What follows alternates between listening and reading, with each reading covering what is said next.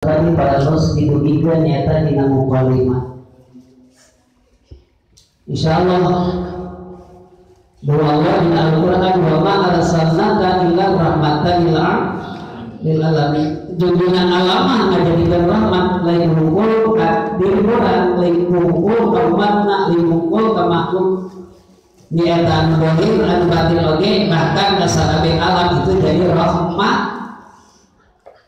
Kumaha sakitu lamun urang limut kan sebagian doa Allah di Al-Qur'an nyata